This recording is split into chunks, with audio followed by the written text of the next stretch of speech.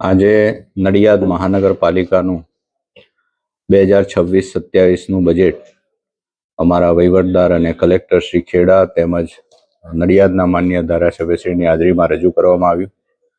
932.38 કરોડ જેટલી રકમનું આ બજેટ છે.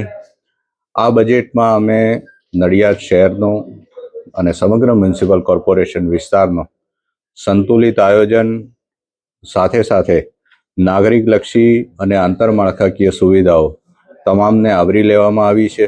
તેમજ 2035 સુધીના રોડમેપને ધ્યાનમાં રાખીને આ બજેટમાં તમામ બાબતો આવરી લેવામાં આવી છે.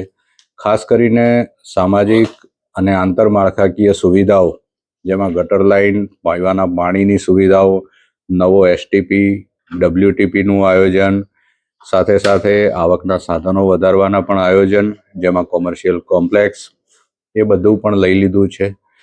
ઉડીને આંખે વળગે એવી એક બાબત છે કે અમે કોઈ પણ ટેક્સના દરમાં વધારો સૂચવ્યો નથી અને જુદી જુદી યોજનાઓ હેઠળ આ તમામ બાબતોને આવરી લઈને એક સર્વાંગી બજેટ રજૂ કર્યું છે.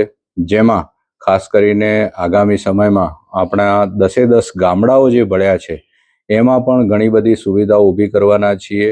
રોડના કામો થશે, સ્ટ્રીટ લાઇટના કામો થશે, પાણીની લાઈનોના અપગ્રેડેશન થશે, ગટર લાઇન અપગ્રેડેશન થશે.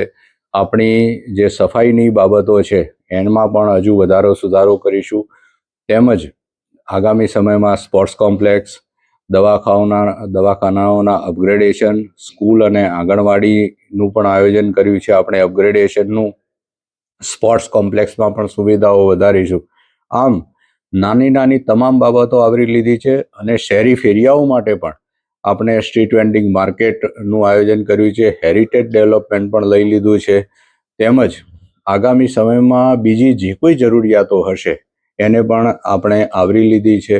ગાર્ડન અને તળાવ, એમનું પણ તળાવનું ઇન્ટરલિંકિંગ, નવા ગાર્ડન બનાવવા, સ્પોન્જ ગાર્ડન તરીકે તલાટી ગાર્ડનને વિકસાવો, કેચ ધ રેઇન કેમ્પેન અને પ્રાઇમ મિનિસ્ટર આવાસ યોજના હેઠળ સ્લમ રીડેવલપમેન્ટ કરવું અને લોકોને એફોર્ડેબલ હાઉસિંગ પૂરા પાડવા, એ પણ અમે આ બજેટમાં આવરી લીધું છે.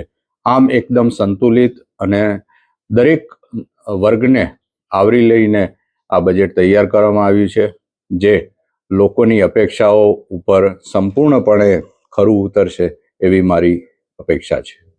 ઓકે.